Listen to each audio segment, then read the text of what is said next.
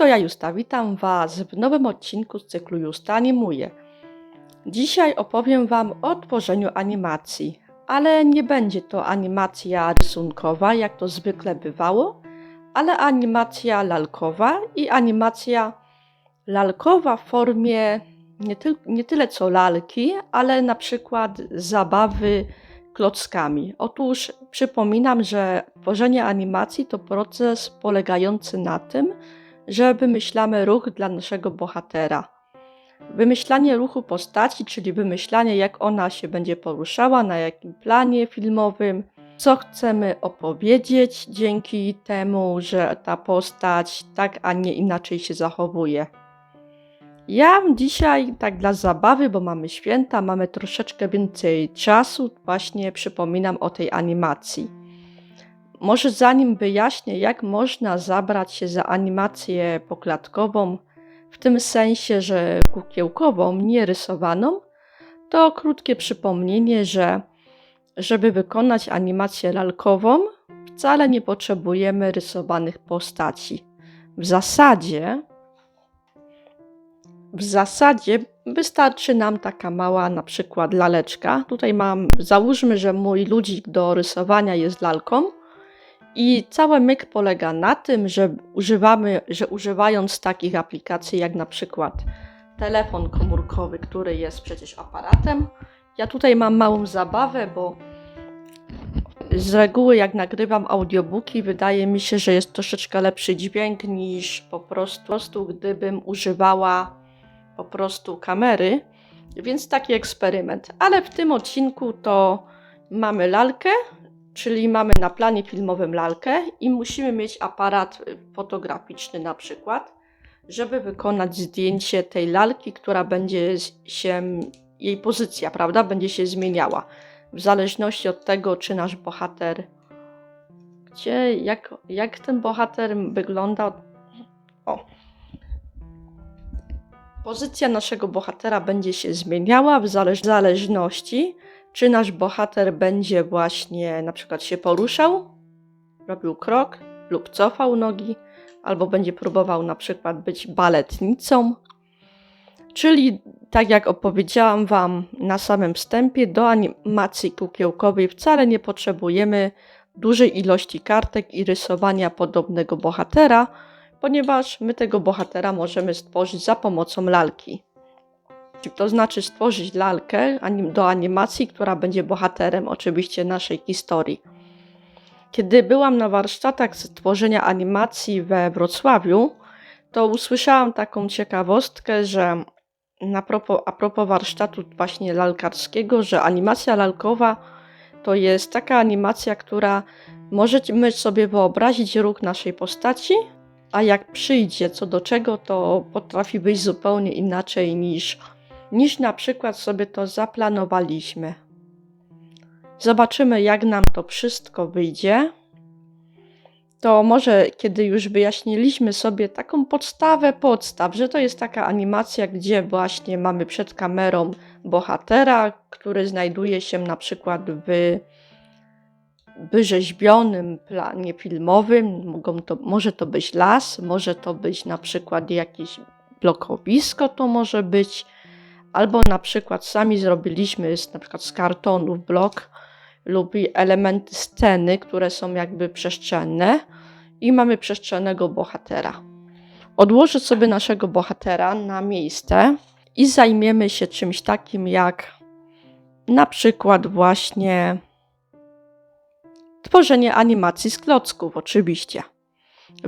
Tutaj mam zaprezentowane fotografie, czyli najpierw trzeba było zbudować plan filmowy. Mamy tutaj zbudowany dom, mamy ludziki i oczywiście mamy samochodziki, które będą bohaterem w tym filmiku. Tutaj mamy przykład zabawy, oczywiście, że możecie to razem z młodszym rodzeństwem. Najpierw bierzemy klocki, czyli układamy nasz plan. Mamy na przykład domki, mamy samochody. Potem wybieramy sobie bohatera z klocków i robimy dużo podobnych do siebie zdjęć. To znaczy, kiedy mamy naszego bohatera przed domem, czy tam auto przed domem, to przesuwamy lekko obiekty i robimy kolejne zdjęcia. Cała filozofia, jeśli chodzi o animację, taką najbardziej prostą z klocków, która może być w pewnym sensie kukiełkowa, lalkowa. Tutaj akurat lalką jest klocek. Tak to w przybliżeniu wygląda. Co jest dość zabawne, oczywiście, kiedy wykonujemy taką animację, to warto pamiętać, że możemy zmieniać plan filmowy, to znaczy bawiąc się naszym tutaj narzędziem do animacji, którym w tym przypadku to będzie mój telefon komórkowy, który akurat w tym przypadku robi mi za mikrofon. Zobaczymy, co z tego wyjdzie. Zobaczymy, jak nam to wyjdzie z tym dźwiękiem. I kiedy mamy wykonany nasz plan filmowy, to oczywiście robimy podobne zdjęcia, a potem montujemy to na programie do tworzenia animacji. W tym przypadku jest to program do montażu wideo, gdzie jedno zdjęcie, na przykład jak mamy film, który ma 24 klatki, no to jedno zdjęcie musiałoby trwać 2 sekundy. Wtedy teoretycznie otrzymamy ruch dla animacji oczywiście lalkowej, w tym przypadku dla naszego uproszczenia klockowej. Cała filozofia tak naprawdę na tym polega, żeby przemieszczać oczywiście naszych bohaterów, robić podobne zdjęcia i taka jest zabawa. Zatem skoro wiemy, na czym polega nasza animacja, to możemy po prostu wyjaśnić, dlaczego warto, żeby dzieci, młodsze rodzeństwo, wasze starsze rodzeństwo, oczywiście w ten sposób poznawało tajniki tej sztuki. Czego możemy się nauczyć poprzez tworzenie animacji w ten sposób? Po pierwsze, nie musimy się martwić tym, że nie mamy talentu plastycznego, bo w sztuce animacji lalkowej, tutaj uproszczonej na potrzeby naszego odcinka do animacji takiej klockowej, bohater jest tworzony w zupełnie inny sposób.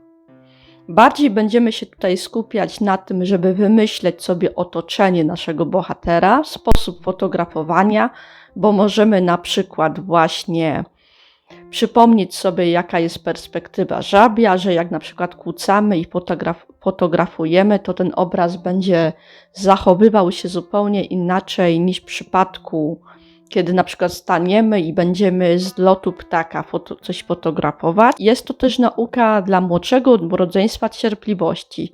To znaczy, musimy najpierw wykonać nasz plan filmowy, potem wymyśleć bohaterów, przy okazji oczywiście mieć scenariusz do tej historii i dopiero po ilokrotnym pokazaniu naszego bohatera na wielu podobnych zdjęciach mamy efekt ruchu. To znaczy, kiedy już wybudujemy plan filmowy i oczywiście, kiedy już zabieramy się do animacji takiej właśnie tutaj powiedzmy, że właśnie lalkowej, to przesuwamy naszego bohatera na tle, robimy zdjęcie i musimy ten ruch wykonać wielokrotnie, żeby chociaż otrzymać kilkusekundowy film. I tutaj macie akurat właśnie taki mój krótki film wykonany razem z moją siostrzenicą i ona przy okazji traktowała to jako zabawę, a przy okazji może i się zobaczyła, że to nie tak łatwo jest wykonać coś. Trzeba się postarać, trochę cierpliwości mieć, żeby był jakiś fajny efekt. Oczywiście tym starsze wasze rodzeństwo, może kuzynostwo, może macie siostrzenicę, jak ja już, to tym szybciej po prostu zrozumieją, że trzeba po prostu troszeczkę się wysilić. Wiemy, że tworzenie animacji wymaga dużo pracy, dużo cierpliwości, ale na przykładzie choćby warsztatów, w których ja brałam udział dzięki fundacji, w której pracuję, gdzie mogliśmy razem z różnymi twórcami animacji pokazywać młodszym i starszym, właśnie przyszłym adeptom animacji, że ta praca wymaga cierpliwości, nawet jak to jest taka wycinanka, czy właśnie taka elementarna animacja lalkowa, czyli na przykład z klocków, że to nie jest tak od razu, że kliknie się raz i jest już gotowe to, co chcieliśmy wam pokazać. W tym odcinku zatem o animacji taka tylko wzmianka, że nie trzeba wcale umieć rysować, żeby postacie animować i zapraszam was już na kolejne odcinki. Mamy święta, więc przy okazji wesołych świąt chciałabym wam polecić pamiętniki Turetyka, mój zespół Tureta. Jest to blog na Facebooku, pisany przez mojego kolegę z liceum. I Kamil w tym swoim blogu opowiada o tym, jakie perypetie mogą mieć osoby, które mają syndrom Tureta. I wkrótce zobaczymy się w kolejnym filmie, a ja przy okazji zobaczę, czy nasze tutaj zabawy z dźwiękiem nagrywanym troszeczkę inaczej dały radę. I pamiętajcie, że wszyscy uczymy się czegoś nowego. Wy uczycie się animować, a ja uczę się dalej filmować. Dzięki za uwagę, pa!